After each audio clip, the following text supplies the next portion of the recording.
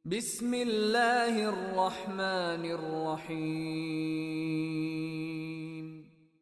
Ya, disiplin positif. Apa yang pertama kali Bapak Ibu pikir kalau tentang disiplin? Kalau saya ditanya, pasti berhubungan dengan tindakan mereka pada nilai-nilai kebajikan universal. Dengan acara workshop budaya positif dan praktek PMM. Baiklah Bapak Ibu, dan saya bacakan susunan acara kita pada hari ini. Yang pertama pembukaan, yang kedua sambutan kepala sekolah PT SMP Negeri 1 Mampang Timur, yang ketiga oleh pemateri kita nanti yang dengan tema budaya positif dan praktek PPM. Ini memang merupakan suatu keperluan bagi kita semua sebagai guru zaman now. Karena kita sekarang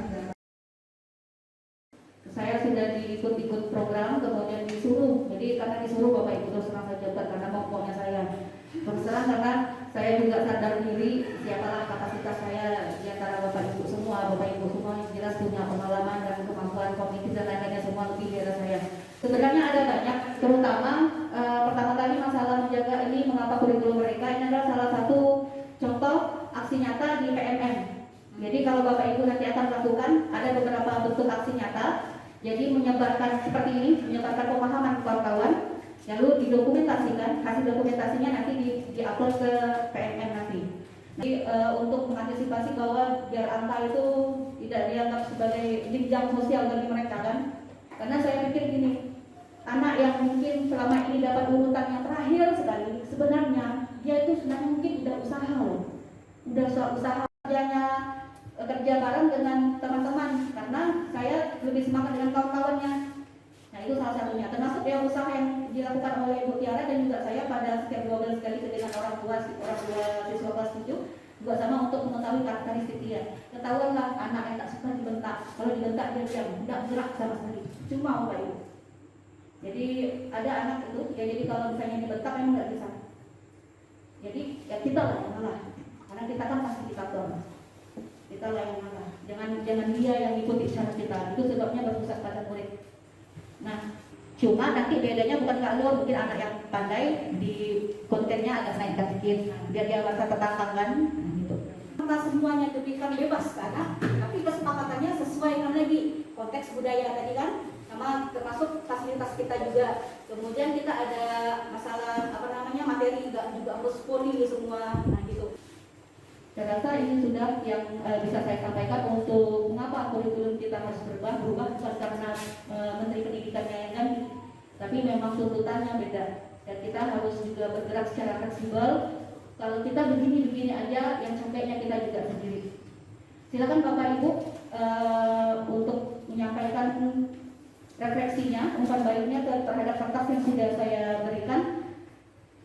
Ada sekitar 3 pertanyaan, silakan Bapak Ibu untuk isi. Selanjutnya saya serahkan kepada MC. Boleh untuk buka kalau ada yang mau bertanya. Kalau bisa banyak. selama guru yang telah mengatur tujuan pendidikan anak, itu kesalahan yang pertama di sini.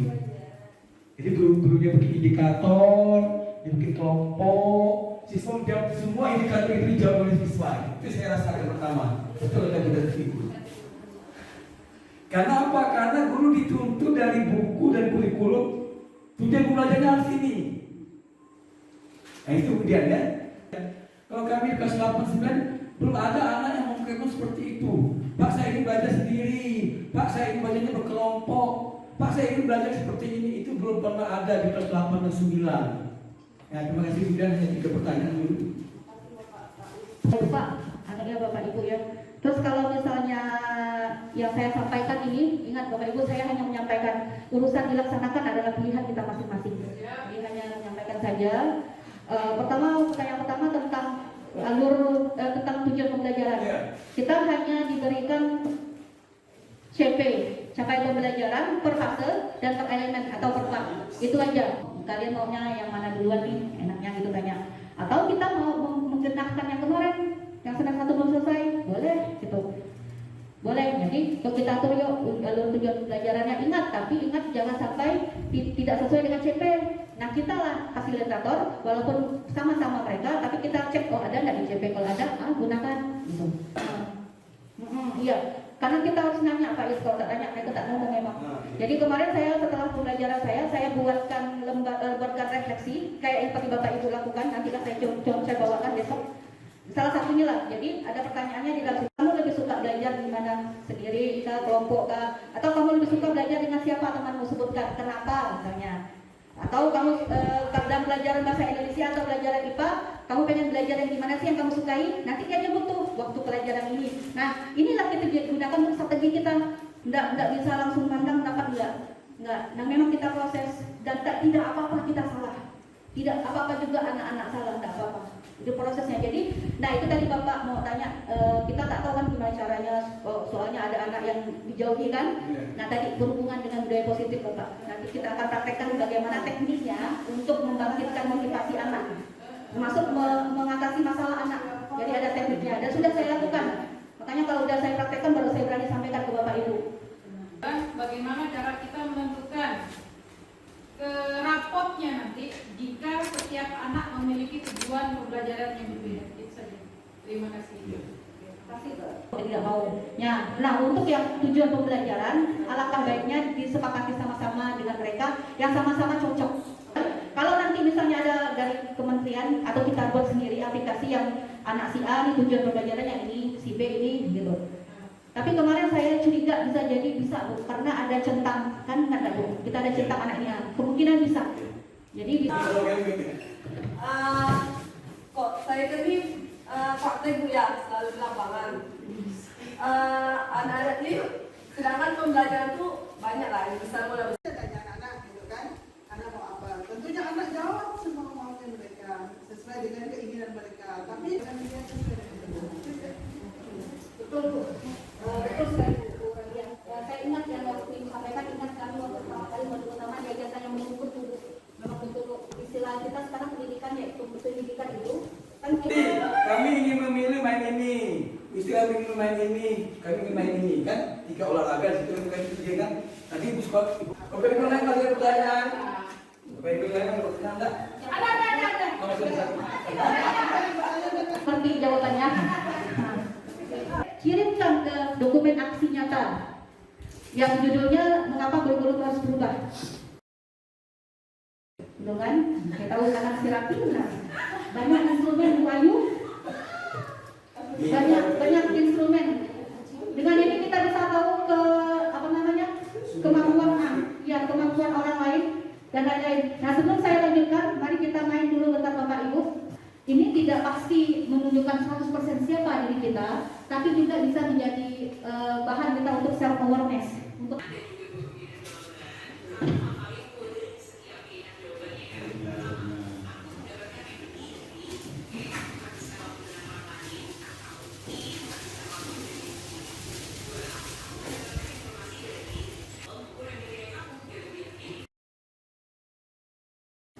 Nah, pertama kita masalah teori kontrol ini yang disampaikan oleh Dr. Wilam Glaser. Jadi bahwa miskonsep kita sebagai kontrol terhadap seseorang itu harus berubah. Bahwa kita tidak bisa mengontrol orang lain meskipun itu tidak. Satu, untuk menghindari ketidaknyamanan atau hukuman. Contoh misalnya, Bapak Ibu ketika masuk kerja supaya apa tujuannya? Ada kemungkinan dari kita yang berpikir supaya tidak kena tegur kepala dinas, supaya tidak kena marah kepala sekolah, ya kan? Yang ketiga, ini yang dianggap sebagai motivasi yang terbaik, bahwa mereka yakin, mereka mau menghargai diri mereka sendiri, ada nilai yang mereka percaya. Contoh, kita mempercayai bahwa kerja itu sebagai amanah. Oh, itu karena osis. Jadi mereka semua merasa, oh kerja pas aku selama ini diapresiasi ya. Karena mereka yang cuma sekedar mengurus sampah itu tuh dihargai gitu. Pernah kan Bapak Ibu kita merasa aku udah kerja kok nggak dihargai sih? Anak juga gitu kan ya Bapak Ibu. Tadi saya dengar Bu Titin agak nyeletuk, nanti rehat kita kunci lah. Nanti ada hukuman, nanti ada kesanaan. Iya, nanti ada kesanaan. Nah ini posisi kontrol, kira-kira antara 5 ini Bapak Ibu seringnya menjadi sebagai apa? Apakah sebagai penghukum, pembuat rasa bersalah, pemantau, teman atau manajer? Wah, penghukum sama pemantau.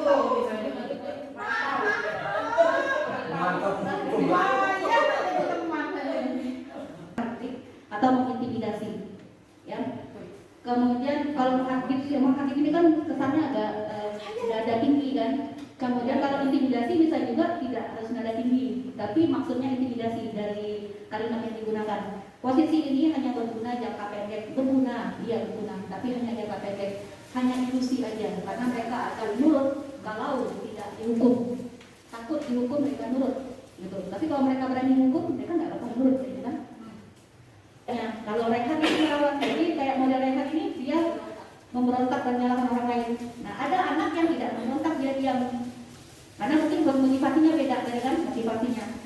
Saya banyak sering membuat rasa bersalah. Saya pikir ini bagus mengubah, maksud saya dengan istilah cuci otak. Padahal salah. Kalimat sebagai pemberi rasa bersalah. Ibu sangat kecewa sekali dengan kamu, lebih kayak ini ya. Saya pikir kamu bisa saya andalkan, ternyata enggak. Ternyata sebelumnya adalah teman. Nah, ini pernah juga saya alami sebagai satu kawan lah dalam serekanan. Ya udah, enggak apa-apa, saja ke sana, nanti bapak bantu kamu ini, gitu. Biasanya gini, malahan saya yang galau. Saya takut dia jadi jauh dari saya. Akhirnya kadang-kadang malah membela dirinya. Pernah saya alami, tidak harus menyelesaikan ini, gitu. Itu letak salahnya. Ahli di dalam materi kami itu, mereka menyarankan inilah posisi konselor terbaik sebagai manajer. Itu kita akan kenal masalah segitiga restitusi. Jadi istilah restitusi ini kita ada di dunia kriminal, mungkin Bu Ali memberikan kesempatan untuk memperbaiki diri. Nah, itulah maksudnya tugasnya manajer. Aturannya tidak, tapi ketika dia bersalah, pastikan dia sadar itu salahnya dia, keyakinan apa yang dia langgar, dan bagaimana cara dia memperbaikinya, bagaimana cara dia untuk menunjukkannya kepada orang lain, oh aku udah berubah. Intinya gitu. Nah, dengan begini jadi lebih mudah. Maka motivasi anak yang ketiga tadi, kesadaran diri itu akan tercapai. Bukan cuma untuk menghindari hukuman atau untuk mendapatkan pujian, tapi mereka sadar ada keyakinan nilai yang mereka tanamkan. Perbaiki karakternya menggunakan praktik segitiga restitusi. Jadi pertama, tentunya pilih anak, kemudian analisis dulu apa motivasi dia, kebutuhan dasar dia. Kalau kita udah tahu kebutuhan dasar dia apa, keinginannya dia, itu masuk ke identitas sebenarnya. Kebutuhan dasarnya kita udah gali ketika identitasnya. Kemudian lanjut validasi kesalahan, dan terakhir menanyakan keyakinan. Kemarin saya sudah lakukan ke Rehan Azhari. Silakan juga boleh kita saling share bagaimana bentuk kalimatnya. Saya minta izin Bapak Ibu untuk Bapak Ibu kita bagi kelompok, tiga kelompok, nanti pilih setiap satu kelompok pilih satu siswa, terserah siapa aja. Pada hari Jumat baru kita tampilkan, apa hasilnya, apakah ada perubahan, termasuk hasil evaluasinya.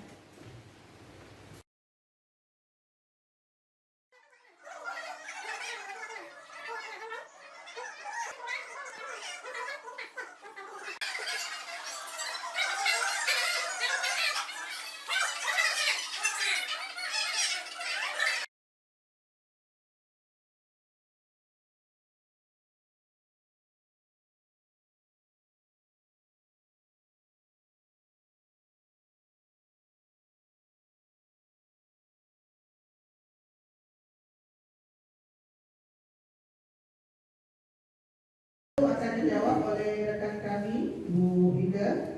Ada Bu Ida, silakan. Terima kasih, karena garis besar kami adalah selesai dari observasi tersebut, objek itu mengatakan bahwa dari permasalahan-permasalahan itu mencari cinta dan kasih sayang. Jadi solusi dari kami salah satunya adalah sudah kami berikan Sama. Nah, ternyata di luar dugaan kita, di rumahnya beliau ini sholat 5 waktu.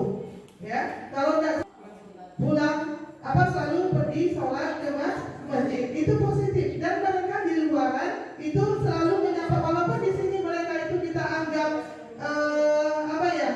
acu dan dengan kita, tapi setelah di jalanan, masya Allah, anak itu selalu ibu itu yang selalu positif saya gitu. Ingin berubah, dan saya minta tidak hanya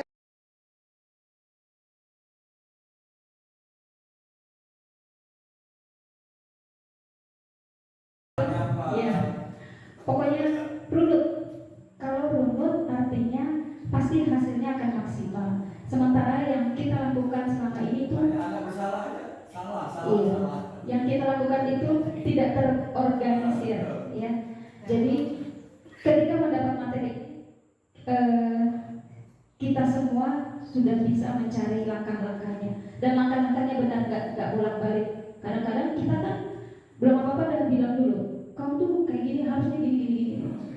Tapi seperti untuk menjadi lebih baik lagi. Demikian dari kami kelompok 2. Wassalamualaikum warahmatullahi wabarakatuh. Terima kasih banyak untuk kelompok terakhir yang menutup dengan baik. Ada beberapa kesimpulan dan juga pelajaran yang bisa saya tangkap, yang bisa saya ambil. Benar tadi yang disampaikan oleh kelompok kedua ini, yang pertama yang tadi disampaikan oleh Bu ini masalah dampak psikologis. Itu kemarin saya pernah, beberapa hari lalu saya pernah pelajari. Selain mungkin dampak psikologis anaknya mungkin bisa jadi minder, tidak mau survive, tapi bisa jadi pengaruh masa kecil.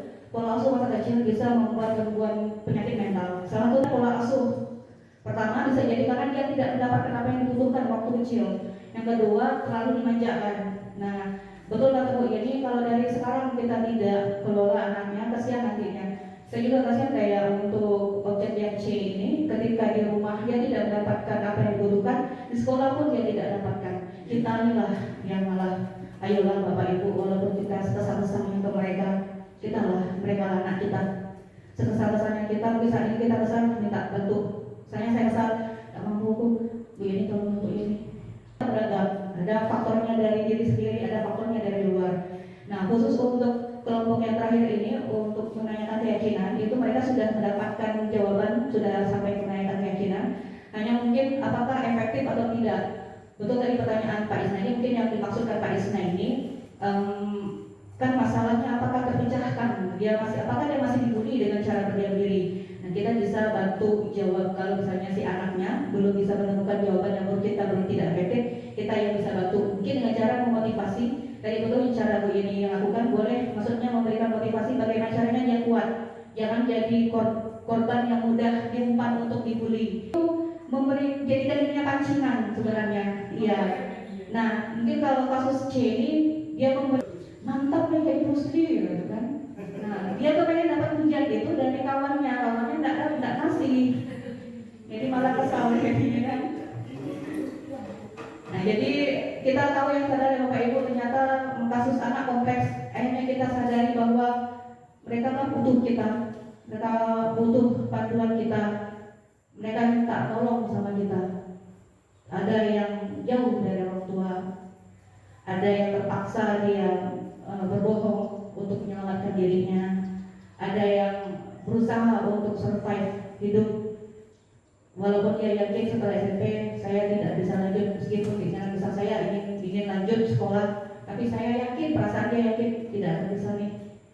Tolonglah dia, setidaknya dia bisa survive sampai SMP ini, selesai dari ini dia punya karakter, bikin dia kuat menjalankan hidup. Jadi Bapak Ibu, kita bersabarlah. Saya yakin kita juga belum mampu benar-benar bisa sabar terus ya Bapak Ibu ya. Nah, ketika kita saat itu tidak sabar, yuklah kita sama-sama kolaborasi, minta tolong sama-sama, bantu. Bukan berarti kita minta tolong kita ini tidak pandai, tidak. Nah, alhamdulillah Bapak Ibu, kita sudah laksanakan. Ini adalah hanya salah satu, bukan berarti teknik yang paling benar, yang paling jitu. Silakan Bapak Ibu gunakan untuk menangani masalah siswa. Benar juga masalah siswa bukan tidak harus masalah anak yang terlibat kasus kriminal, enggak. Tapi ada masalah ya. C ini kan masalahnya adalah bagaimana caranya dia tidak dibully lagi gitu. Itu pun tidak bisa berhakkan juga ya. Sama sampai mana? Dan bisa belajar. Sama nggak sih kayak gitu kan? Boleh nanti Bapak Ibu silakan, Bapak Ibu terlebih dahulu menjawab menanggapi apa yang disampaikan oleh Bu Yeni. Bu Pak Isna ini boleh, Bu Siti, Bu Rabia, silakan. Apa? Jadi kalau punya ini sering bulan sering tidak marah, saya pun marah bukan marah yang tidak berarah, marah. Pemarah, termasuk saya lah, saya juga suka pemarah gitu kan. Tapi dalam marah itu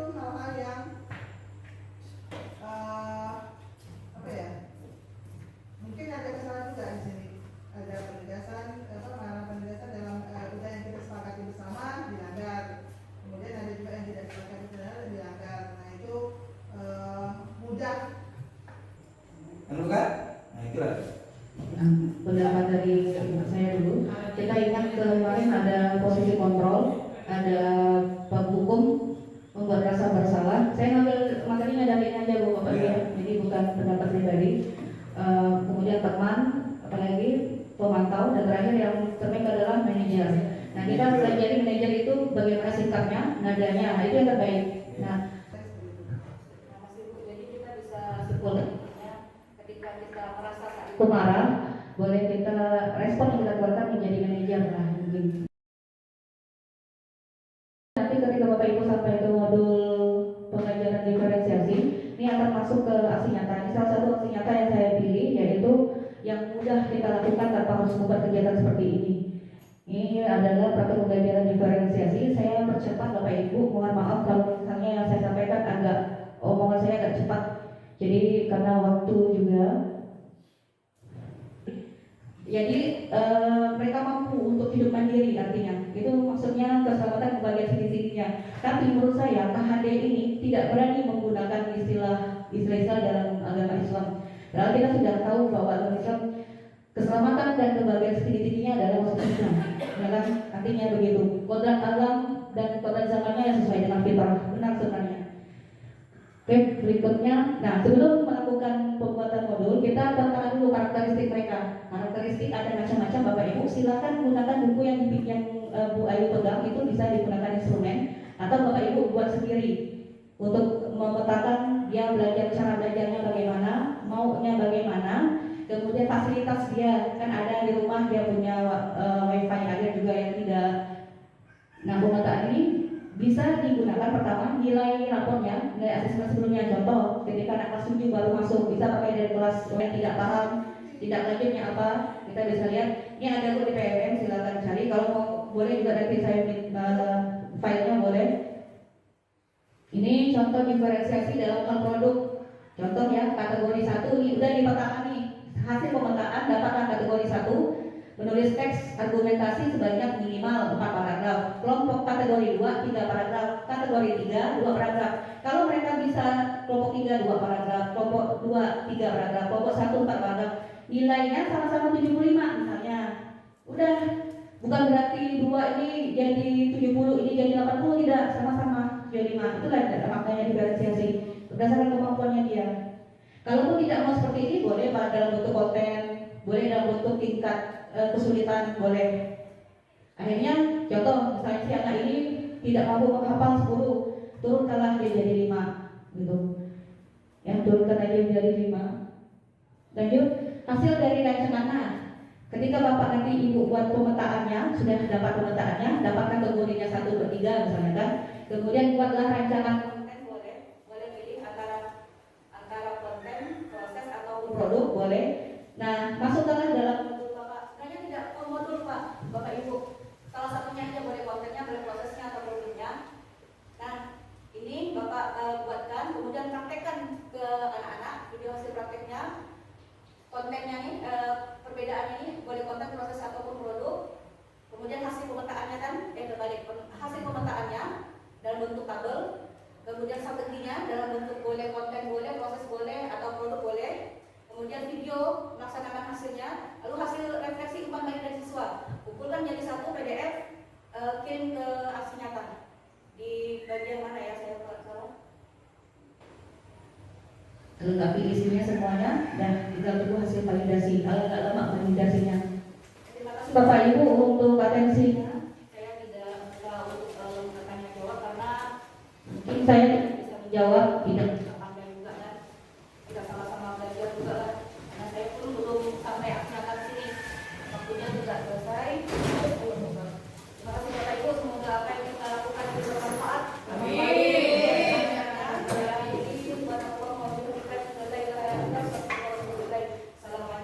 Waalaikumsalam.